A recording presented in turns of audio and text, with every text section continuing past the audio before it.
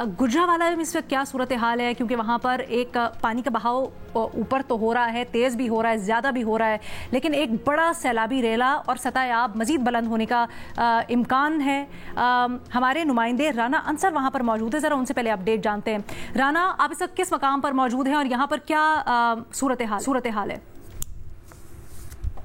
अलीना, हम इस वक्त हैं वज़ीराबाद में हेड खान की के मकाम पर, दरियाए चनाब के किनारे हम खड़े हैं। और जो सैलाबी रेले की आप बात कर रही थी कि रावी में सबसे बड़ा सैलाबी रेला है, तो जो दरियाए चनाब की सैलाबी तारीख़ है उसमें भी ये रेला सबसे बड़ा रेला था। इससे पहले हेड खान की के मकाम से 9,47,000 का रेला गुजरा था साल 2014 में। तो इस बार 10,57,000 क्यूसिक पानी का रेला हेड खान की से गुजरा है। भारत की तरफ से जब पानी छोड़ा गया तो ये एक ही बड़ा सैलाबी रेला था। वो किसी मकाम पर दाखिल हो रहा होता है और कहीं पर रेला जो है वो कम हो रहा होता है। तो 9 लाख क्यूसिक पानी था हेड मराला पर जब भारत की तरफ से ये पानी पाकिस्तान की हदूद में दाखिल हुआ। तो गुज़िश्ता रात वहाँ पर था, तो उसके बाद ये हेड खान की के मकाम पर पहुँच गया। जो 9 लाख हेड मराला के मकाम पर रिपोर्ट हुआ था वो यहाँ 10,57,000 क्यूसिक हो गया, क्योंकि उसके बाद 2 बड़े बरसाती नाले दरियाए चनाब में गिरते हैं, जिसकी वजह से अब इस पानी के बहाव में मज़ीद इजाफा हुआ। इस वक्त आप कह सकते हैं कि दरियाए चनाब में हेड खान की और हेड कादराबाद के दरमियान और इसके आगे पीछे जो एरिया है तकरीबन 60 से 70 किलोमीटर का जो इलाका है, वहाँ इंतहाई ऊंचे दर्जे का सैलाब है। 10 लाख क्यूसिक से ज़ायद पानी का रेला गुजर रहा है। वैसे तो जो महकमा इरीगेशन है उनका कहना है कि हेड खान की के मकाम पर 11 लाख की कैपेसिटी है, लेकिन हेड कादराबाद का जो मकाम है वहाँ कैपेसिटी डिज़ाइन सिर्फ 9 लाख है और पानी इस वक्त 10 लाख क्यूसिक से ज़्यादा है। इस सूरत हाल को देखते हुए पानी का जो प्रेशर है उसको कम कर जी बिल्कुल, यहाँ पर तो पानी के प्रेशर को कम करने के लिए हेड कादराबाद से पहले दरियाए चनाब के दोनों तरफ शिगाफ डाले गए हैं। एक साइड है मंडी बहाउद्दीन वाली, वहाँ बारूदी सुरंग जो है उसके साथ दरिया का बंद जो है वो तोड़ा गया। दूसरी तरफ अलीपुर चट्टा का इलाका। ठीक है, ये 2 कट्स डाले गए, 2 शिगाफ डाले गए हैं चनाब में। ठीक है, चनाब में इसकी वजह से बहाव जो है वो थोड़ा सा कम हुआ है, लेकिन ये बड़ी तशवीश है। हमारा राब्ता मुनक़ता हो गया है। हम राना से मज़ीद भी तफसीलात लेना चाह रहे थे, लेकिन बता रहे कि दरिया चनाब में ख़ासकर गुजरांवाला के मकाम के ऊपर 11 लाख क्यूसिक की गुंजाइश है, लेकिन जो रियल पोजीशन है वो तकरीबन 9 लाख क्यूसिक है और इस वक्त 9 लाख क्यूसिक का रेला ही गुजर रहा है। राना ने एक बार फिर हमें ज्वाइन किया। राना अंसर, आपसे जानना चाह रहे हैं यहाँ पर इमदादी कार्रवाइयाँ कैसी हैं? क्या यहाँ पर रिलीफ कैंप्स कायम किए गए हैं? क्या यहाँ पर आपको मशीनरी मुतहरिक नजर आ रही है?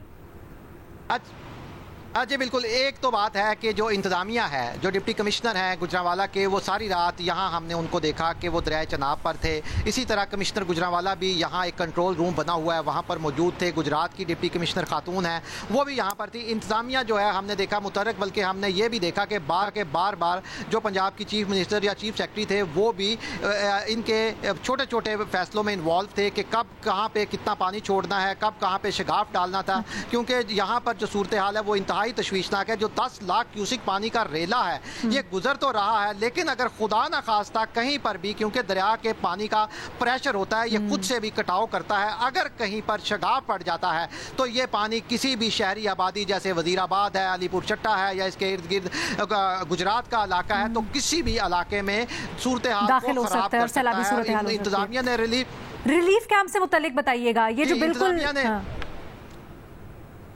जी बिल्कुल, इंतज़ामिया ने रिलीफ कैंप लगाए हुए हैं, लेकिन जो लोग हैं हमने देखा है गुज़िश्ता रात भी हम इंतज़ामिया और पुलिस के साथ वाले देहात में गए, उनको बताया गया कि बड़ा सैलाबी रेला आ रहा है, आप लोग यहाँ से मूव कर जाएं। लेकिन ये जो दरिया के किनारे पर रहने वाले लोग हैं इनका कुछ तजर्बा भी है या शायद ये आदी भी हो गए हैं इस तरह की मुसीबतों के।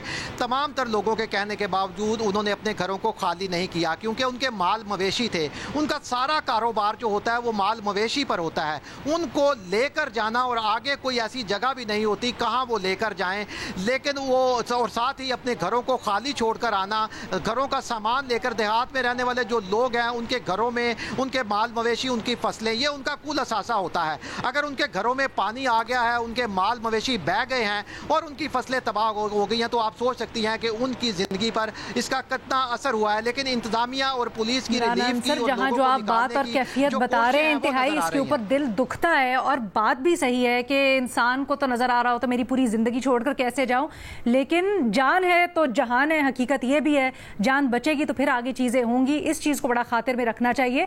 और अगर इंतज़ामिया आ रही है कि और गुजारिश कर रही है, फैसिलिटेट आपको इस बारे में कर रही है कि आप महफूज मकाम पर जाएं, तो फिर आपका फ़र्ज़ है कि आप भी महफूज मकाम पर जाएं। अपने आप को, अपने बच्चों को, अपने आसपास के लोगों को, जानों को ख़तरों में मत डालें। दूसरी एक और छोटी सी बात भी, हमने बहुत शुक्रिया राना अंसर हमें तफसीलात से आगाह करने के लिए। एक और हमने बड़े अफसोसनाक मनाज़िर देखे सुबह के औकात में। रावी गुजरता है शादरा के मकाम से, तो वहाँ पर लोगों की बड़ी तादाद आ गई देखने के लिए सैलाबी रेले को गुजरते हुए।